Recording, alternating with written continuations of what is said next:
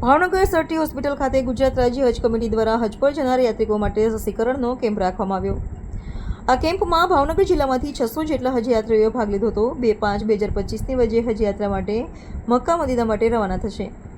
હજ યાત્રીઓને આજે Sir T hospital Bhavnagar ખાતે હજ યાત્રીઓને ભારત સરકાર દ્વારા વેક્સિન આપવામાં આવી। હજ કમિટી ઓફ ઇન્ડિયા દ્વારા જણાવવામાં આવેલ છે કે દરેક હજ યાત્રિકોને રસી લેવી ફરજિયાત છે। ગુજરાત રાજ્ય હજ સમિતિના મેમ્બર નાહિનભાઈ કાઝીની અધ્યક્ષતામાં રસીકરણ કેમ્પને સફળ બનાવવામાં ભાવનગર જિલ્લાના ફિલ્ડ ટ્રેનર અને ખિદમત કમિટીના તમામ સભ્યોએ જહેમત ઉઠાવી હતી।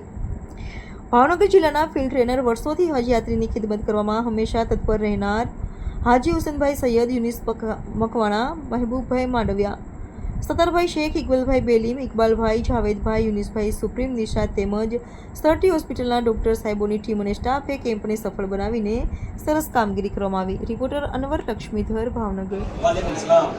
ગુજરાત રાજ્ય હજ કમિટી દ્વારા આજે ભાવનગર ખાતે મોનાગોકુલ નામની રસીનો કેમ્પ રાખવામાં આવ્યો છે।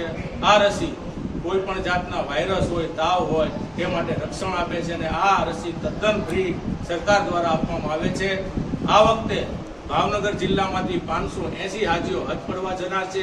તે જ રીતે સમગ્ર ગુજરાતમાંથી અંદાજે 17,000 હાજીઓ હજ પડવા જનાર છે અને 2 તારીખથી પહેલી ફ્લાઇટ ઉપર છે અમદાવાદ એરપોર્ટથી અને 2 થી 13 સુધીની ફ્લાઇટ, 13 તારીખ સુધીની ફ્લાઇટો મદીના શરીફ જશે અને 13 પછીની ફ્લાઇટ મક્કા શરીફ જશે।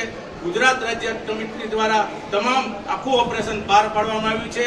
એએમસી અમદાવાદ મ્યુનિસિપલ કોર્પોરેશનના કમિશનર, એરપોર્ટ ઓથોરિટી દરેક વિભાગ દ્વારા એક બેઠક કરી અને તમામ હાજીઓ સુરક્ષિત કઈ રીતે મક્કા મદીના શરીફ જાય તે માટેના તમામ વ્યવસ્થા કરી આપવામાં છે। હું આ તકે ભારતીય જનતા પાર્ટીની સરકારનો આભાર માનું છું, વડાપ્રધાન નરેન્દ્રભાઈ મોદી સાહેબનો આભાર માનું છું, ગુજરાતના મુખ્યમંત્રી ભૂપેન્દ્રભાઈ પટેલનો આભાર માનું છું, પ્રદેશના સંગઠનના મંત્રી પ્રમુખ અને મંત્રી એવા CR પાટીલ સાહેબનો આભાર માનું છું, સંગઠનના મહામંત્રી રત્નાકરજીનો આભાર માનું છું। કારણ કે ગયા વર્ષ કરતા આ વખતે હાજીમાં લગભગ એક હાજીથી 8,000નો જેવો ઘટાડો કરી આપ્યો છે। એટલે કે 17,000 હાજી હજ પડવા જનાર હોય તો એક હાજીના 8,000 રૂપિયા એટલે કે 17,000 હાજીના અંદાજે કરોડો રૂપિયા સરકાર દ્વારા બચાવવામાં આવ્યા છે।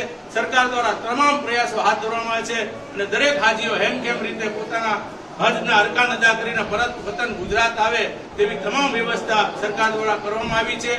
હું આ તકે હાજીઓને એક વિનંતી કરીશ, અપીલ કરીશ કે જે કાશ્મીરમાં હુમલો થયો છે ને જે આપણા પ્રવાસીઓ માર્યા ગયા છે તેના હકમાં પણ દરેક હાજીઓ ત્યાં જઈ અને દુઆ કરશે। દેશમાં અમન ચેન કાયમ રહે અને દેશ ખૂબ પ્રગતિ કરે તેવી દુઆ કરવા હું વિનંતી કરું છું। અસ્સલામુ અલૈકુમ।